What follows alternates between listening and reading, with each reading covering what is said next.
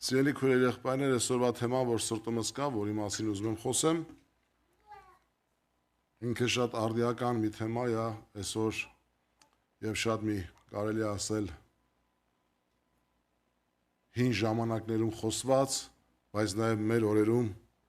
արդիական եւ կատարվող։ Գիտեք, այսօրվա թեման Մատթեոս 5-րդ գլուխն է, 20-րդ խոսքը։ Այստեղ հետարքիր մի հատված կա, որ միգուցե շատերս կարդացել ենք, ժամանակին ես էլ կարդացել եմ, այդպես անցել եմ, ուզում եմ մի հատ ուշադրություն դարձնենք այս համարին։ Մատթեոս 5:20։ Որովհետև ասում եմ ձեզ, եթե չավելանա, ավելին չլինի ձեր արդարությունը, ավելի քան դպիրներինը եւ փարիսեցիներինը, բնավ չեք կարող մտնել երկնքի արքայությունը։ Գիտեք, երբ որ ես այս համարը կարդում եի առաջ, դե Աստվածաշունչը որ կարդում ենք, միշտ այդ փարիսեցիների դպիրների մասին վատ բաներ ա գրած, էլի, լավ բան չկա գրած։ Դե ես մտածում եմ, դրանք ես իմ ով են։ Ով են այդ փարիսեցիների դպիրները, որ դե մենք այսօր հավատացյալ ենք, մենք այսօր ավելի սուրբ ենք, մենք այսօր ավելի լավն ենք։ Դե փարիսեցիների դպիրների համար մենակ վատ բան ասում, այդ ով են դրանք, որ մեր արդարությունը դրանից ավել լինի։ Հա, ժողովուրդ ջան։ Բայց հետարքիր է գիտեք, որ նա երբ որ տարիներ անցավ եւ ես սկսեցի ուսումնասիրել ավելի Աստվածաշունչը, հետագայում երբ որ սկսում ես ուսումնասիրել ովքեր են այս փարիսեցիներն ու դպիրները, գալիս ես լուրջ փաստի առաջ ես կանգնում։ Շատ լուրջ։ Գիտեք ովքեր են սրանք։ Մի կարճ մի քանի խոսք ասեմ այդ մասին, ինչ մարդիկ են սրանք։ Մենք մի անգամից ասում ենք սրանք են կեղծավորները, են փարիսեցիները, դա մենք այդպես գիտենք։ Բայց հետարքիր է Իսրայելում այսպես կար, ովքեր ուզում էին ապագայում Իսրայելում լուրջ մարդիկ լինեին, իրանք այդ երեխեքին, որ մեծանան Աստծո մեջ, 4-5 տարեկանից տանում էին հատուկ դպրոց։ Հազիվ հավաքում էին եւ սկսում էին դասը։ Առաջի դասը, որ անում էին, մեղրախորիսը տալիս էին, ասում են առեք եւ կերեք այդ երեխաներին։ Եվ առաջի դասը մեղրախորիսի ուտելն էր։ Երբ որ ուտում էին, երեխեքին ասում են, լսա, երեխեք, համով էր, ասում են, քաղցր էր, հա, ասում են այսօր այդ այն խոսքը, որ պիտի սովորեք Աստծո խոսքից։ Սրանից քաղցր անելու ձեզ համար, այդպես պիտի սովորեք։ Այսով լուրջ սկսում էին Աստծո խոսքի ուսուցանում։ Հետո այդ երեխեքը, որ սովորում մեծանում էին, տարիներն անցնում էր, զտվում էին, ավելի լավերին ընտրում էին հաջորդ փուլին, ավելի լավերին ընտրում էին, եւ սրանք երկար սովորելուց հետո շատ չեմ ուզում երկարացնեմ այդ մասը, հասնում էին նրան, որ նրանց մեջից շատ քչերին ընտրում էին հետագայում Իսրայելի մեջ վարդապետներ լինելու, ուսուցիչներ լինելու եւ դպիրներ լինելու համար։ Ովքեր են այդ մարդիկ, դրանց մեջից ընտրվում էին մի քանիսը Իսրայելի ծերերի հետ, այսինքն Իսրայելի նրանք, որոնք վարդապետներ էին, Իսրայելի վարդապետների հետ քայլելու համար, որպեսզի ճիշտ հասկանաք, օրինակ Պողոս առաքյալը Գամաղելի ոտքերի մոտ գրված է, չէ՞, այսինքն վարդապետը Գամաղելն էր եւ իր մոտ աշակերտներ կար։ Եվ հիմա հետարքիրը նրանում է, որ արդեն այդ նրանք, որոնք վարդապետի հետ քայլում էին, նրանք ավելի ուսուցանվում եւ ավելի պրակտիկորեն կրթված էին դառնում, բացի այն, որ տարիներով սովորել էին, արդեն ավելի կրթված, որպեսզի հետագայում վարդապետը, երբ որ արդեն ի վիճակի չլներ գործելու կամ մահանար, դրանցից մեկը իրենց տեղը վարդապետ լիներ, իսկ մնացածը դառնում էին դպիրներ, որոնք այդ մարդիկ Աստվածաշունչն էին գրում, իրանք այն ժամանակ չեն կարող, հիմա ես որ տպագրությունն անում ենք, զանգում ասում եմ, այսքան հազար հատ ինչ գույնի, ես ինչ Աստվածաշնչից տպեք։ Բայց այն ժամանակ ես դպիրները նստած մագաղաթի վրա ձեռով էին գրում։ Այս մարդիկ լուրջ մարդիկ էին։ Փարիսեցիական ժողովուրդը, որը այդպես համարվում էր հոգևոր համայնք, հոգևոր ժողովուրդ, բոլորը այս մարդիկ էին։ Եվ ես նայում եմ, այս մարդիկ բանից պարզվում Աստծո խոսքի լավ իմացություն ունեին։ Այս մարդիկ տարիներ կրթվել էին հոգևոր կյանքի մեջ։ Այս մարդիկ այնքան լուրջ մարդիկ են իրանց համարում։ Եվ այդպես էին համարվում։ Եվ հետարքիր է, որ ես ուսումնասիրում եմ, նայում եմ նրանց արդարությունն ինչպիսին էր։ Ստեղ ասում է, ով որ նրանց արդարությունից ավել արդարություն չունենա, երկինք չի կարա մտնի։ Ինչպիսին էր նրանց արդարությունը, ժողովուրդ ջան։ Աստվածաշունչն ասում է, որ նրանց արդարության մեջ կասկած չկար ընդհանրապես, որովհետև իրանք անգամ մեղավորների հետ չեն շփվում։ Մեղավորների հետ չեն շփվում։ Նրանց հագնվածքը հատուկ հոգևոր դասին պատկանող լուրջ հագնվածք էր, նրանք Այսով հավաքյալի չէին հագնվում։ Լուրջ էին հագնվում, նրանց հագնվածքը ճիշտ էր։ 10-րդը տալիս էին, շաբաթը պահում էին, Աստծո խոսքը բոլորից լավ գիտեին, անգամ մեռելին չէին կպնում, որովհետեւ անմաքուր չնեն, չպղծվեն։ Մենք այսօր մեռելին ենք կպնում։ Ասենք խոսքի կանանց օրերի մեջ կանանք որտեղ որ նստած էին, այդտե չէին նստում։ Այդ մարդուն էլ չէին կպնում, որ անմաքուր չնեն։ Այդ մարդիկ այնքան զգուշ էին ամեն ինչում իրանց պահում։ Այդ մարդկանց նայում ես ծոմբ էին պահում, գրվածա ծոմ էին պահում, օրենքն էին պահում, հարությանը հավատում էին, հրեշտակն էին հավատում էին, Մեսիայի գալուստին հավատում էին, աղոթք անում էին, մի քիչ էլ պարծենում էին իրենց արդարությունով։ Հիմա հարց, ես մտածում եմ, այսօր մենք էլ ենք հավատում Քրիստոսը որ պիտի գա, մենք էլ ենք հավատում հարությանը, մենք էլ ենք հավատում արդարությամբ ապրելուն, մենք էլ ենք մտածում Աստծո խոսքով ապրենք, մենք էլ ենք փորձում սաղ պահենք, բայց այդքան չենք կարող պահենք, ոնց որ իրանք են պահե։ Վայել Տեր Աստված, էլ ինչ ունեմ անելու, էլ ոնց անեմ, որ իմ արդարությունս դրանց արդարությունից ավելի լինի։ Եթե ես առաջ մտածում եմ, որ դրանց արդարությունը ամենաբարձրագույն արդարությունն է, ամենասկզբից մտածում եմ, որ դրանց մեծ անկապ մարդ չկա, դրանք ով են, որ իմ արդարությունից է բարձրն են։ Հետո որ տեսա սրանց արդարությունը, հասկացա, բա իմ արդարությունից ոնց դրանց արդարությունից ավել պիտի լինի։ Այդ մարդկանց ապրածը կարծեցյալ ձևով, տեսանելի կերպով իմ ապրածից ավելին է։ Բայց երբ որ կարդում ենք, սիրելի քույրեր եղբայրներ, երբ որ կարդում ենք Ղուկասի ավետարանի մեջ 12-րդ գլուխ առաջին խոսքից այսպես ասում. Եվ այն միջոցին, երբ որ հազարներով ժողովուրդներ դիզվում էին, մինչև որ իրար կոխ էին տալիս, սկսեց իր աշակերտներին ասել. «Արար ձեր անձերին զգուշություն արեք»։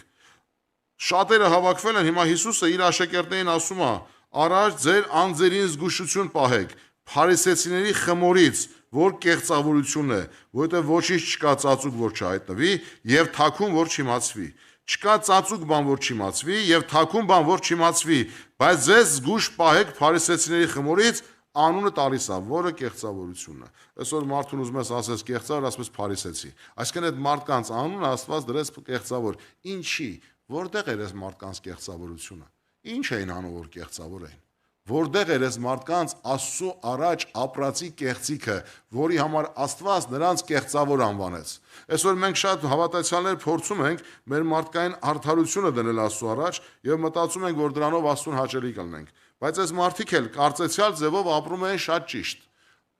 Արտաքին ձևով այս մարդիկ բոլորից արդար էին։ Տեղնեկա ժամանակ ասում են սրա նման էլ մեղավոր չեմ։ Բայց Աստվածաշունչը իրանց անվանում է կեղծավոր։ Ինչի են կեղծավոր, որտեղ դրանց կեղծավորությունը։ Մատթեոս նույն Աստծո խոսքի մեջ Մատթեոսի ավետարանում սիրելի քույրեր եղբայրներ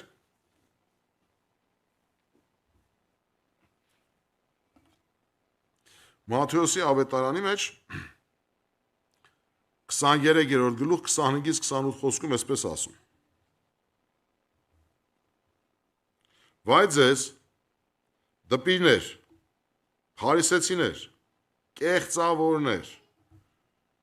որ մաքրում եք բաժակի եւ սկառակի դրսի կողմը, բայց ներսը լիքն եք հափշտակությունով, անիրավությունով, հափշտակությունով եւ անիրավությունով։ Անիրավությունը չեմ ուզում բացատրեմ, կարծում եմ բոլորը շատ լավ գիտեք ինչ է նշանակում։ Կույր փարիսեցի, առաջ մաքրի բաժակի եւ սկավառակի միջը, եւ նա այսօ դուրսն էլ մաքուր կլինի, բայց ես դպիրներ եւ փարիսեցիներ, կեղծավորներ, որ նման եք ծեփած գերեզմանի, որ դրսևանց գեղեցիկ եք երևում, բայց ներսևանց լիքն եք մեռելի ոսկորներով, ամեն պղծություններով, անպես էլ դուք դրսևանց արդար եք երևում մարդկանց, բայց ներսևանց լիքն եք կեղծավորությունով եւ անօրությունով, բայց ես դպիրներ եւ փարիսեցիներ, կեղծավորներ, որ եւ այսպես շարունակում է։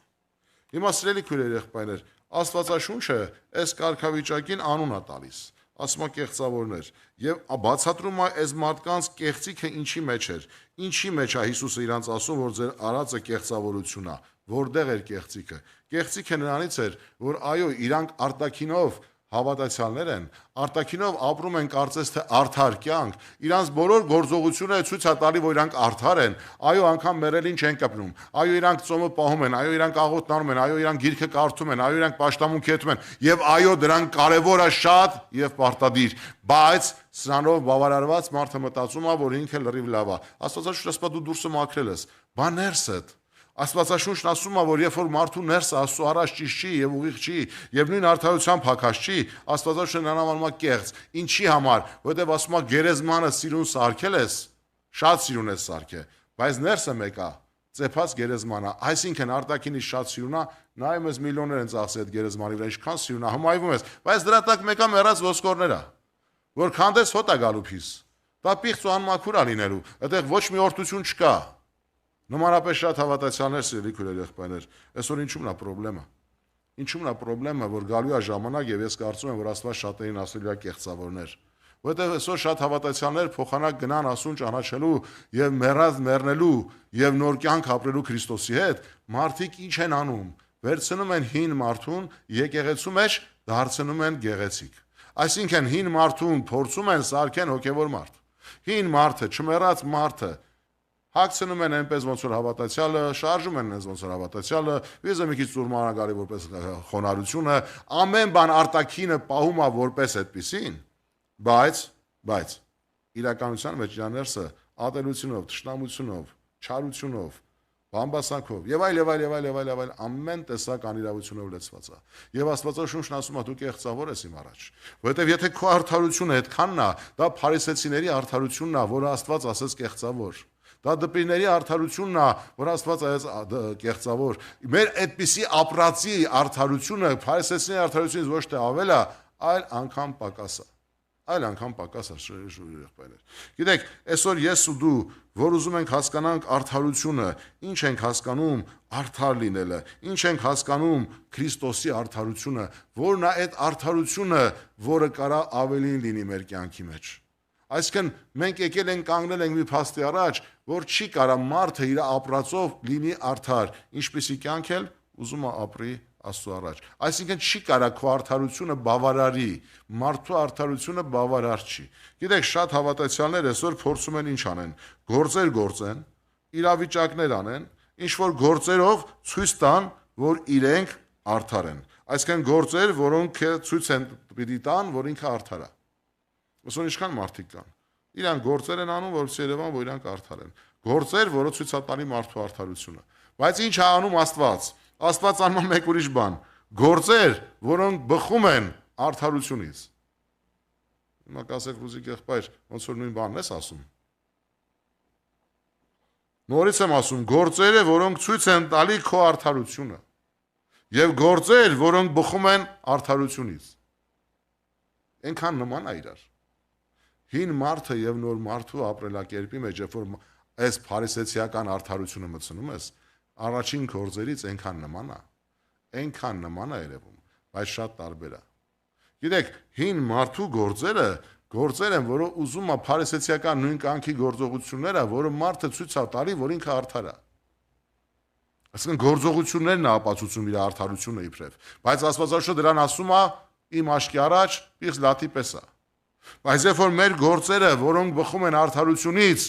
որպես Աստծո զավակներ, այսինքն այն կյանքից, որ Քրիստոսն է, այդ արդարությունից, արտաքինից այնքան իրար նման է երևում, բայց իրականության մեջ, երբ որ կանգնում ես դուրս փաստի առաջ, շատ տարբեր է։ Մի հատ հայտնի քարոզիչ է լինում, մի անձնավորություն իրաց եկեղեցուց գալիս է մոտը, ասում է եղբայր, ես վերջապես համոզվել եմ, որ վсё իմ հին մարդը մեռել է, ես հին մարդ չունեմ։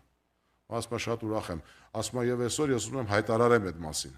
Այդ եղբայրը նստած է լինում, ձեռքին ջուր խմելուց անում, այդ բաժակով ջուրը ցփնում է երեսին։ Ոսի հելնում, բորբոքվում, կատաղում, ինչ ասես, ասում է հովին։ Ասում է չէ, եղբայր ջան, նստի հələ չի մեռը։ Այսինքն,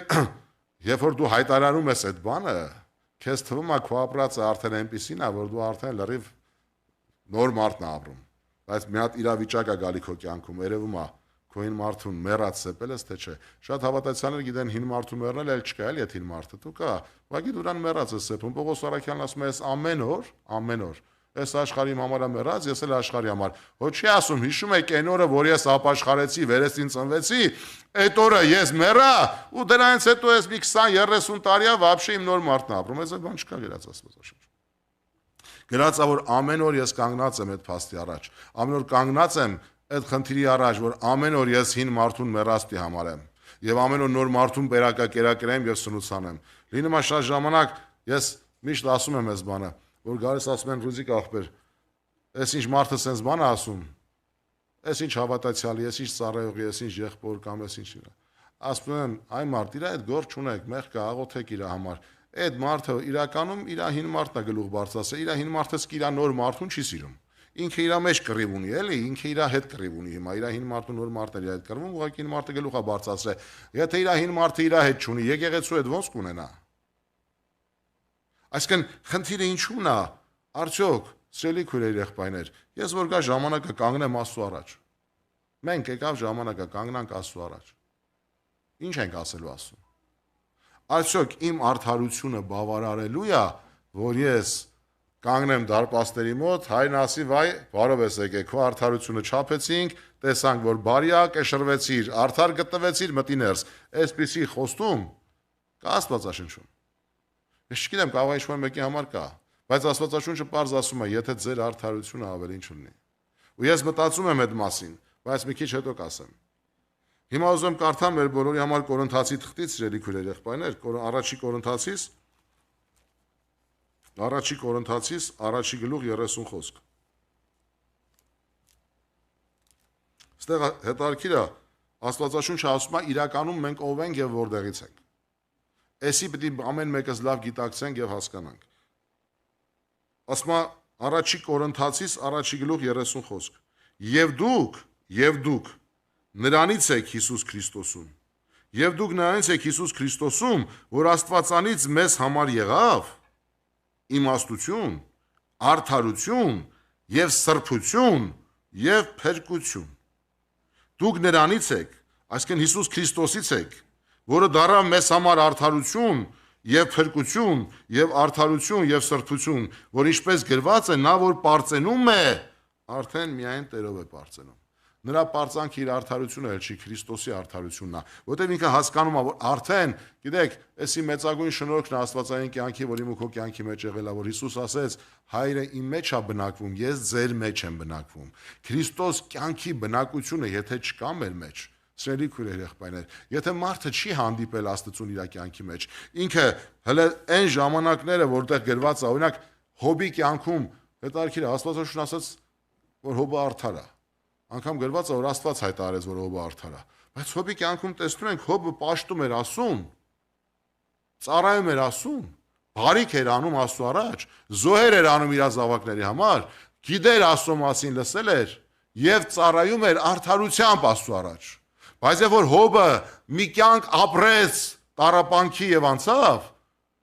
Հոբը մի հետարքիր խոսք ասեց, որ ոչ մեկ էդի չէր կարող ասել բացի իրանից իր համար։ Ինքը ասեց մինչև հիմա ես Աստծուն ծառայելու պաշտել եմ, մինչև հիմա ես Աստծո մասին ականջից ծայրով լսելով եմ ապրել։ Այսինքն իր մասին լսելով իրան պաշտե ծառայել եմ։ Բայց հիմա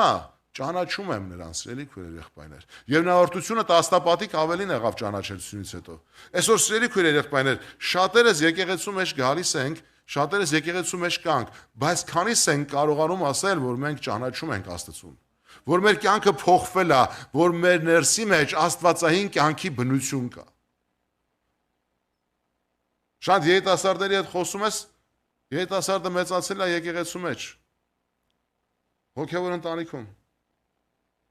բայց չի ճանաչում Աստծուն։ Ինքը մինչև հիմա պաշտում է, կամ էլ չի պաշտում իր հայրերի Աստծուն։ Ինքը աղոթում է իր հոր ու մոր Աստծուն։ Ինքը եկեղեցի է գնացել, որովհետև իր հայրն ու մերն են գնացել։ Բայց հենց իր կյանքի մեջ ինքը չի հանդիպել Աստծուն։ Եթե չի հանդիպել Աստծուն, չի բացվել իր բնությունը, եթե չի բացվել իր բնությունը, կյանքի փոփոխություն չի կարող ապրածնի։ Եթե կյանքի փոփոխություն չի ապրել, դա նշանակում է Քրիստոս կյանքի ներկայությունը չկա իր կյանքի մեջ։ Ինքը ունի արդարություն, բայց դաստիարակչական, ոչ թե Քրիստոս կյանքի բխած։ Գիտեք, Աստվածաշունչում այսպիսի խոսքեր կա գրված, ասում է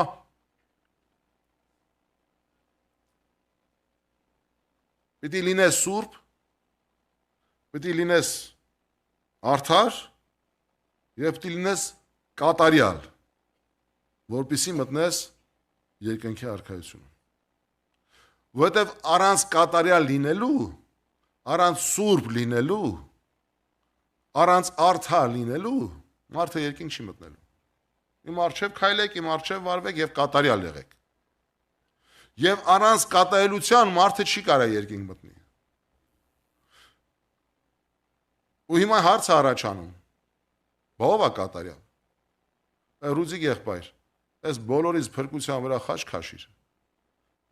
Մեկը նստած կասի տնաս, այս Ռուզիկ եղբայրը կատարյալ է, որ sense մեզի ասում է։ Մարդը էլի միտքը կգա, չէ՞։ Բայց Աստվածաշունչն ասում է, եթե մենք հոր առաջ կանգնենք եւ հայրը ասի այո, մտեք երկնքի արքայություն, եթե ես չլնեմ արդար, սուրբ եւ կատարյալ, չեմ կարալու մտնեմ։ Դա նշանակում է վիճակ, որ վեր է փարիսեցիական արդարությունից։ Ավելի վեր կարգավիճակ կա, կատարյալ վիճակ կա։ Բա ո՞նց անեմ, որ մտնեմ երկինք, ժողովուրդ ջան։ Դա համար Աստվածաշունչն ասում է, որ ոչ մեկ չի կարա մտնի երկինք։ Երկինք մտնելու է հարսը։ Ո՞վ է հարսը։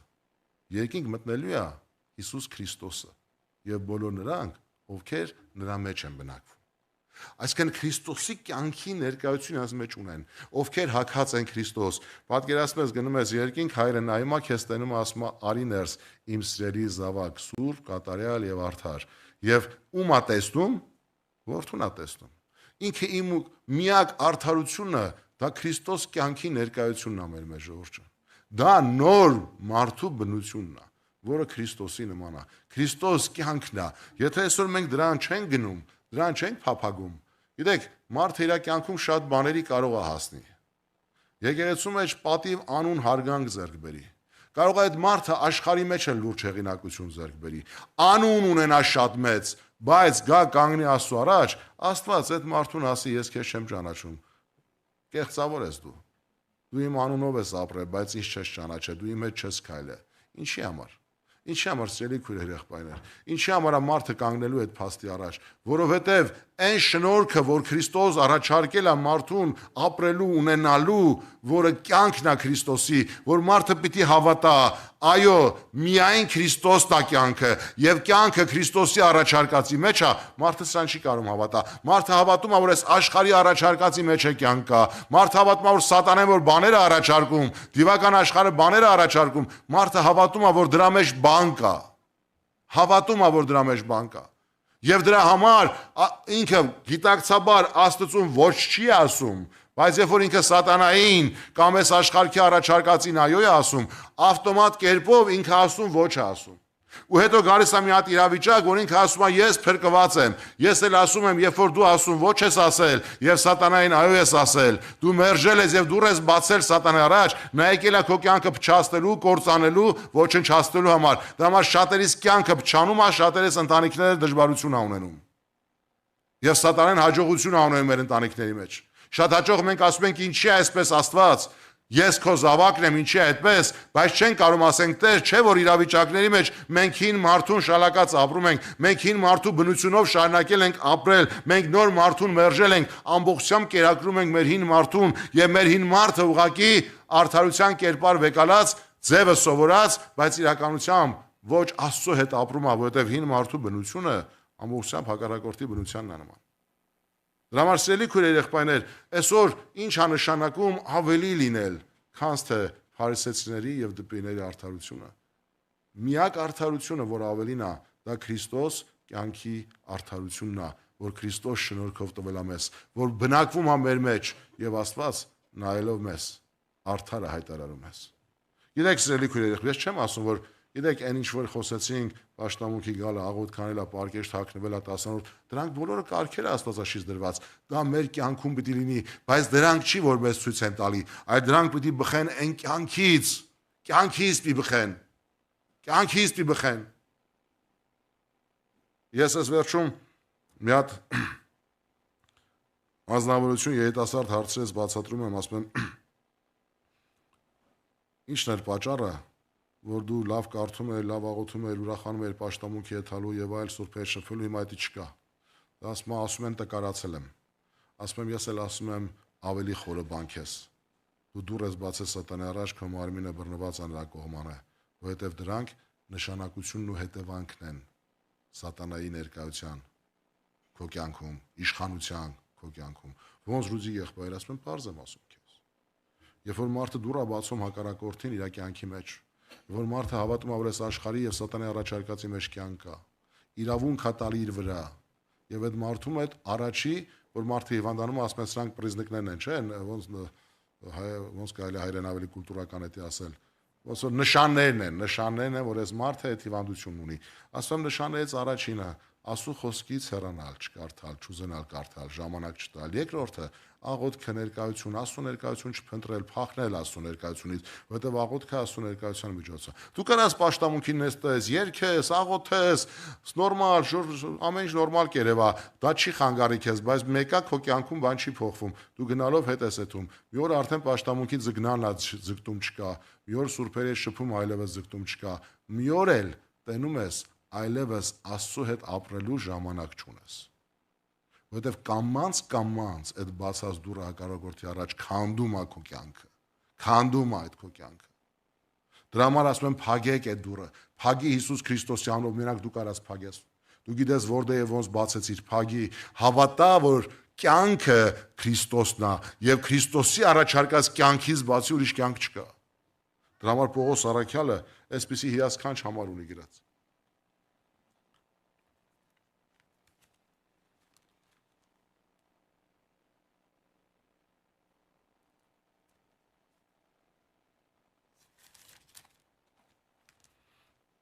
Ժորժան, այս համարը շատ հիասքանչ Պողոս առաքյալը ներկայացնում է մի կարգավիճակ, շատ կարևոր, Ֆիլիպեցիս 3-րդ գլուխ 7-րդ խոսքից եմ կարդում, ուզում եմ ուշադիր լսեք Պողոս առաքյալը ինչպես է արժեքավորում։ Բայց ինչ բան, որ ինձ շահ էր, այն վնաս համարեցի Քրիստոսի համար։ Հենց ամեն բան էլ վնաս եմ համարում մեր Տեր Հիսուս Քրիստոսի գերազանց գիտության համար։ Իմ Տեր Հիսուս Քրիստոսի գերազանց գիտության համար, որի համար ամեն բանից զրկվեցա եւ աղբ եմ համարում, զիբիլ եմ համարում։ Որ ամեն բանից զրկվեցի եւ այդ ինչից զրկվել եմ աղբ եմ համարում, որ Քրիստոսին շահեմ եւ ուշադրություն, որ նրանում գտնվեմ, այսինքն նրա մեջ լինեմ եւ ոչ թե իմ արդարությունն ունենամ, որ օրենքից է, այլ այն, որ Քրիստոսի հավատքից է, այն արդարությունը, որ Աստվածանից էր հավատքով, որ ճանաչեմ նրան եւ նրա հարության զորությունը եւ նրա չարչարանքներին մասնակից լինեմ, մահվանը կերպանակից լինեմ, որպեսզի մեռելների հարությանը հասնեմ։ Պողոս առաքյալը ինչ է ասում, Ժորժ։ Կարծում եմ մեր չափ հասկանում էր ինչ էր ասում։ Պողոս առաքյալը նրանցից էր, որ 4-5 տարեկանից սովորել էր, սաղ կյանքը տվել էր, ապրել մեծացել էր, գիտեր թե ինքը արդար է, եթե ուշադիր եք ինքը ժամանակին ասում էր Աստծո համար գետա մեծ սաղ եկեղեցուն եք սպանեմ մեծ Աստծո դեմ են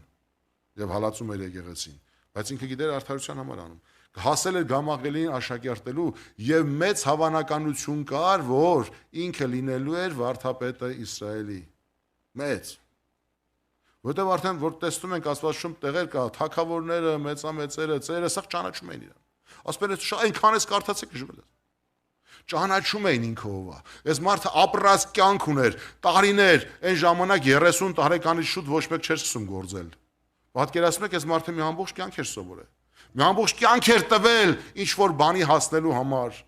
Հավատացել էր, որ դրա մեջ կյանք կա, բայց եկավ հասավ մի ժամանակ, որ ինքը հասկացավ, որ իր բոլոր հասկացած մարդկային օրենքից եկած ապրածի արդարությունը, որը նույն փարիսեցիական արդարությունն էր, հասկացավ, որ աղբ է։ Եվ ասեց այդ ամենը զրկվեցա, բայց դրա ինձ համար ոչինչ է, ես դա աղբ եմ համարում, ուզում եմ Քրիստոսի մեջ ապրեմ, որ Քրիստոսի արդարությունն ունենամ, որ նրան նմանվեմ, որ հարությանը հասնեմ։ Այսինքն իր ապրելու ամբողջ նպատակը երկինքն էր։ Դրա համար երկնքի համար ապրում էր, երկնքի համար քայլում էր երկնքին ծառայում էր, դրա համար ասում էր իմ մեռնելը շահա, որովհետև գիտեմ ուր եմ եթում։ Եվ դրա համար Պողոս Առաքյալն էլ ասում է մի օր գալու է ժամանակ, աշակերտները բոլորը եւ մենք ու դու այն ձեռք բերած պսակը, որ Քրիստոսի կողմանը պետք ունենանք, գալու է որ հանենք դնենք Քրիստոսի ոտքերի առաջ ու ասենք Տեր, դու ես արժան,